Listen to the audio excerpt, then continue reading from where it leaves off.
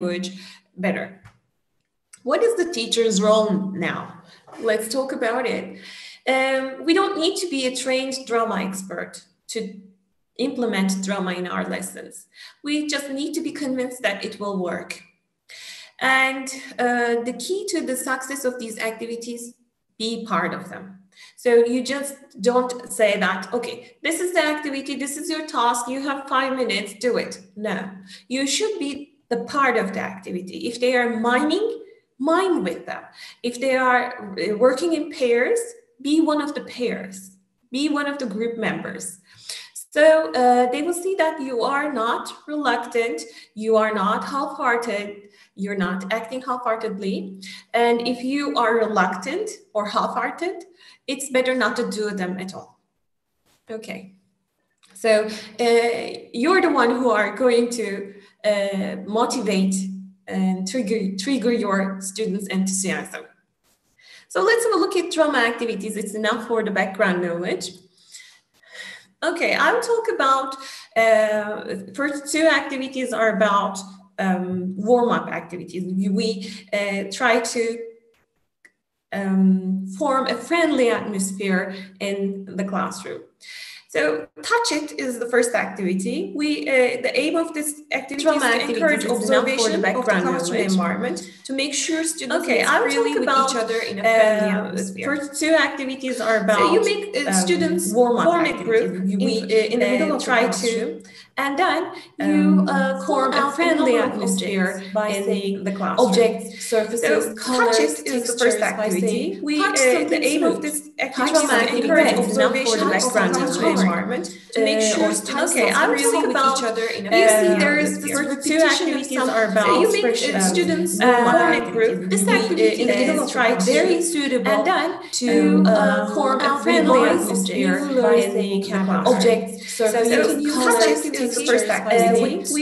The aim of this activity is to encourage observation of the classroom environment or to make sure students really with each other. There is the first two activities are about you make students form a group. This activity in the middle of try very suitable and then your student form a friendly atmosphere by saying objects, surfaces is the first activity. The aim of this activity is to encourage observation of the classroom environment or to make sure students really with each other. There is the first two activities are about you make students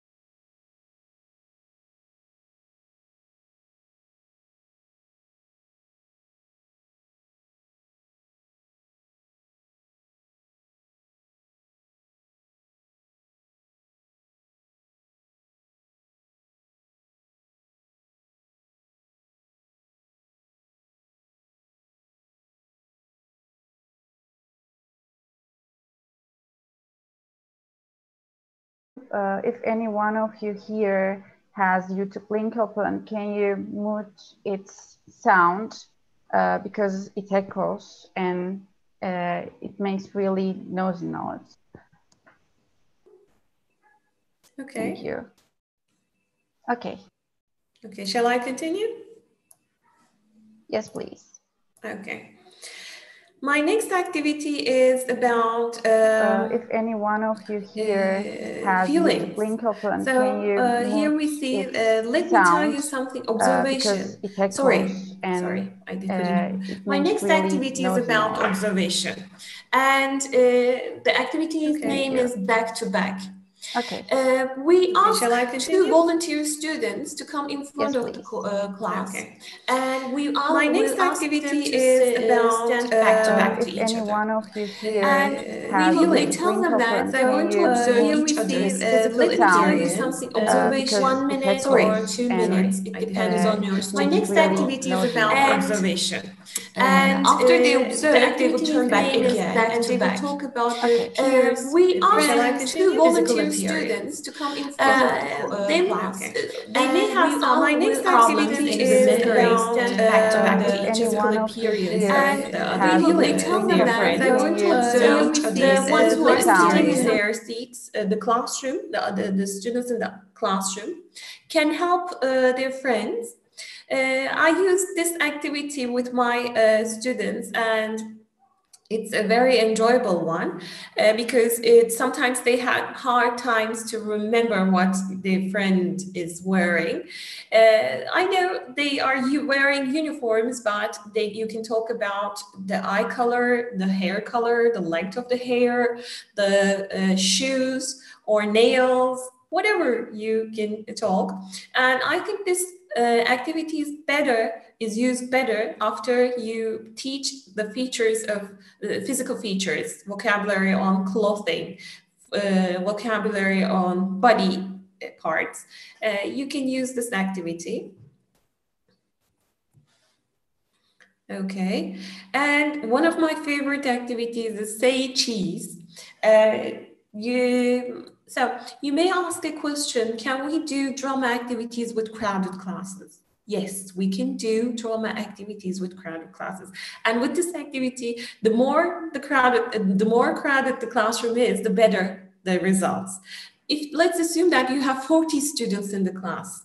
You can divide these students into two groups, group 1 and group 2. And you ask your students, you ask group 2 to turn their back, face the wall. Of course, they will stand up, and group 1 will just go into one corner, and group 2 will go in the other corner. Group 2 will face the wall, and you ask group 1 to pose for a picture, pose for a photograph. But you tell them that they can pose however they like. Like you see the picture here, they can do funny faces, they can share their objects, they can, sometimes when I use this activity in the class, some male students even change their jumpers or jackets. So eyeglasses can be changed. Of course, the posture is important, where they stand is important, the positioning is important here. So they pose. After they pose, they have to stand still, they have to freeze. You should take a picture, take a photo, and you ask the other group to turn back, but they will have only 1 or 2 minutes to observe the pose.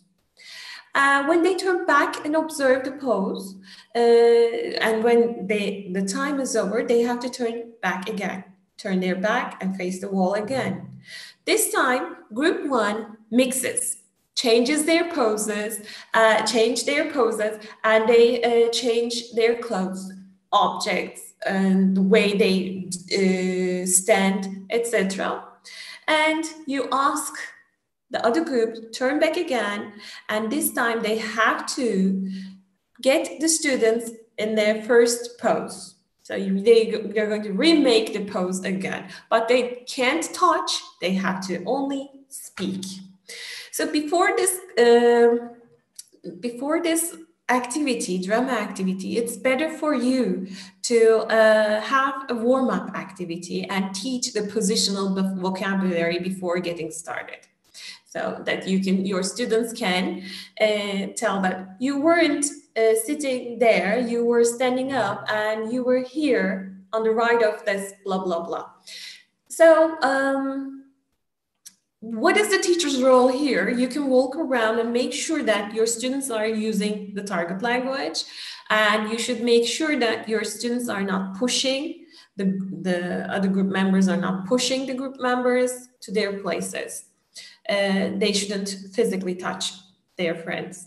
When this part of activity is over, you can just give the role to the other group and you will start again.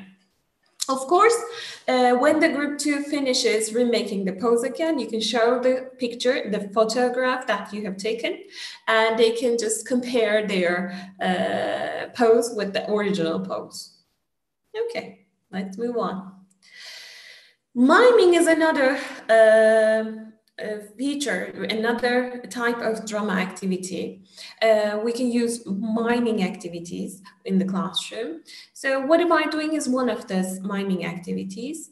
We focus on the use of present continuous tense to describe ongoing actions like fishing, you are fishing, but where am I fishing? What am I doing? We need to have detailed responses here. You have to get prepared for this activity. You need to prepare some cards, some prompts to your students. And there are some examples here. Let's have a look at this example, the second one. You are trying to stay awake in a boring lesson. Let's assume that you formed pairs with your students, and 2 students have their cards, but they shouldn't show their cards to each other. And the first person who has this card, you are trying to stay awake in a boring lesson, shouldn't speak, but mime the action. And the other person in the group, the other student in the pair, should guess by speaking what the action is. You are doing this or doing this. Okay, I have a gift for you. So students just have to mime. Sometimes it's harder to guess because the action can be longer, more detailed. So the pair can ask questions, but the questions should be answered by miming as well. Okay. Miming a poem, if you want to use literature in the English language teaching class, EFL class, poems are best for drama activities, I think. Let's assume that you have a poem with 5 lines as given in box 5. What is the aim of this activity? It's to enhance understanding of a text through miming its content. So let's have a look at this little poem with 5 lines. If you have 5 lines, you divide your students into 5 groups. And you give all your students these 5 lines. But for each group, you assign a line. And you ask these groups to prepare the line.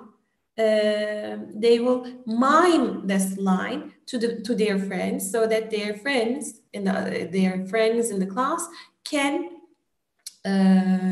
predict which line they are miming. Okay, you can use a longer poem. Let's assume that you have a poem that has 10 stanzas, not lines, but stanzas. So you assign each stanza to each group. You will have 10 groups in the class in this time.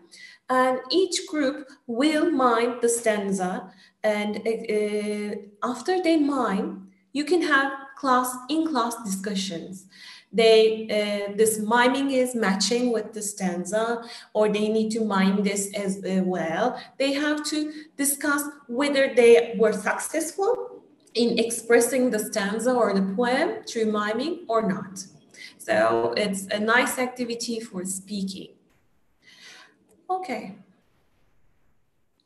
We can use objects in drama activities, and metamorphosis activity is one of my favorite activities because it triggers imagination among students. In this activity, we transfer the object into something else by just imagining.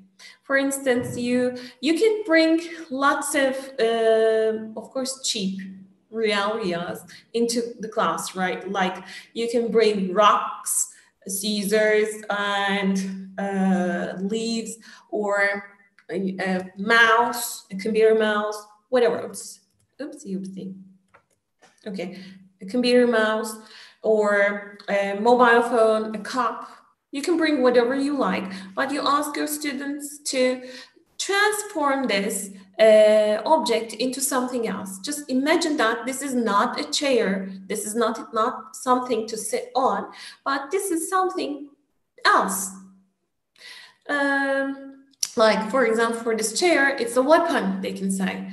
That it's a crown, it's a wheelbarrow, or it's a comb. But what they need to do is that they need to mime the usage, the new usage of this object.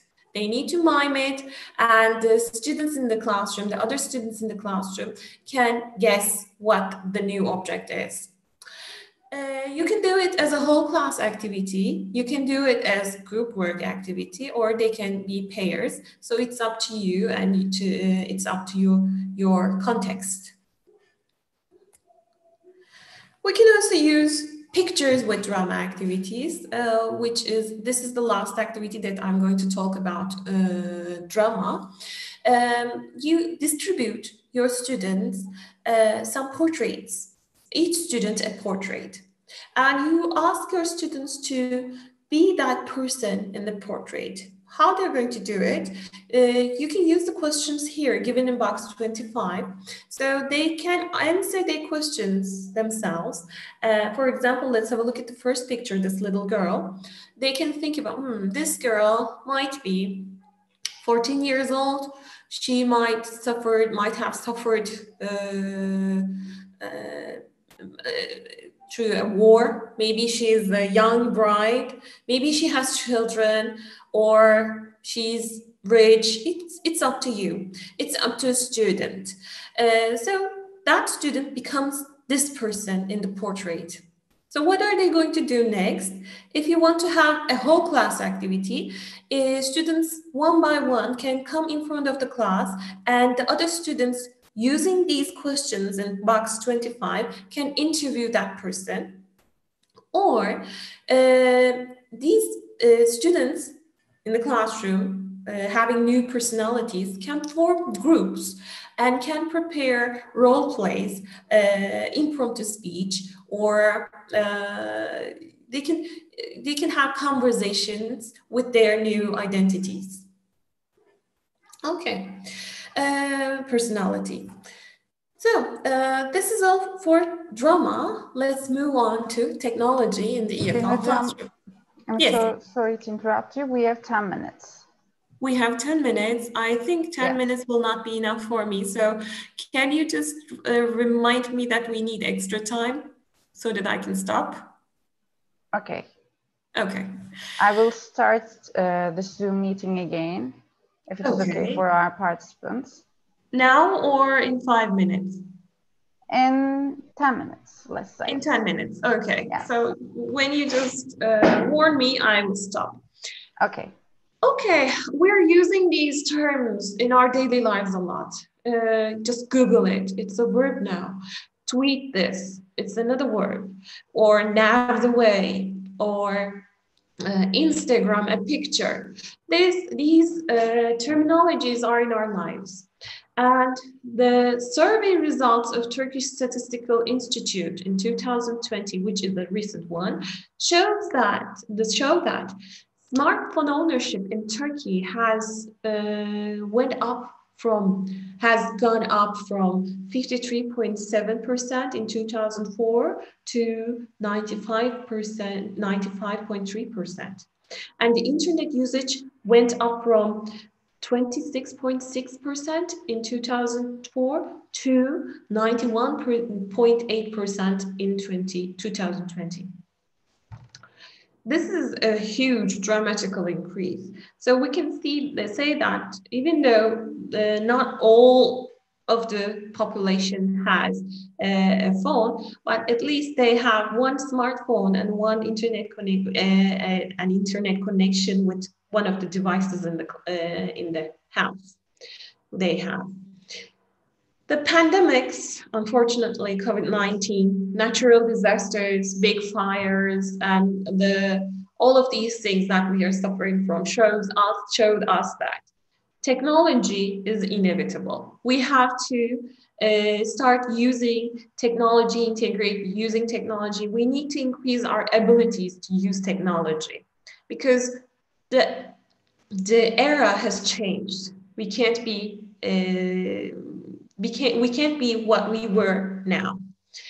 So we observed that technology offered continuous learning in the days in quarantine. It enabled learners and teachers to carry out their lessons outside the classroom context.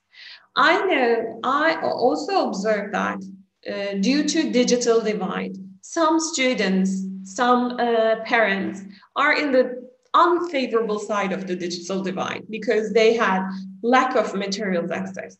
But should we just consider this part, or should we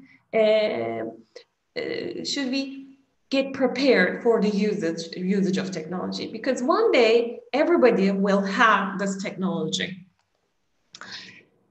As English teachers, we use technology in our daily lives. We use social media, we watch videos from YouTube, and we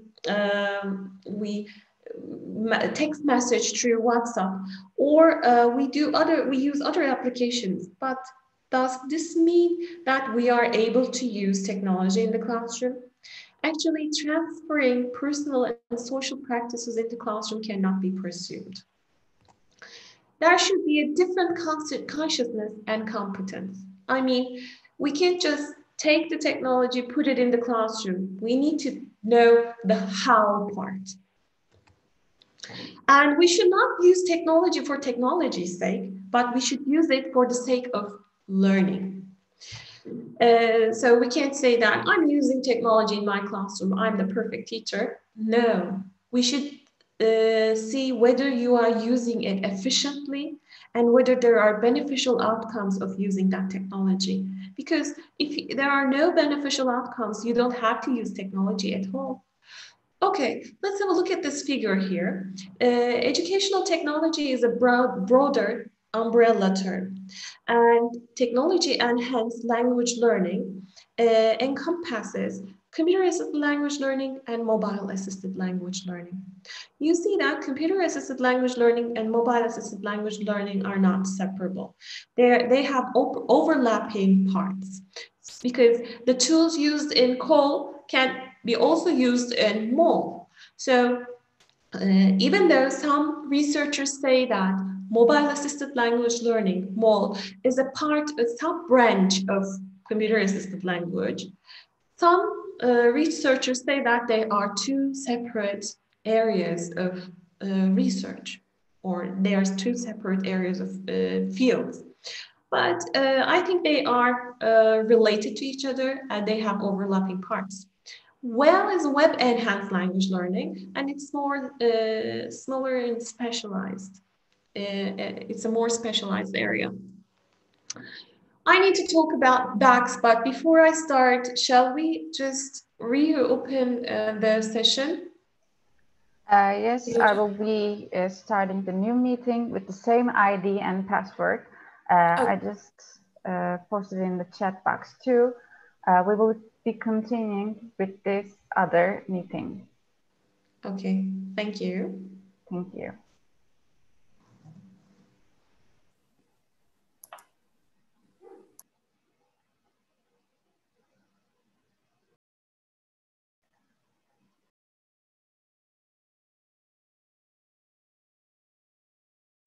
You can use the same meeting ID and same passcode.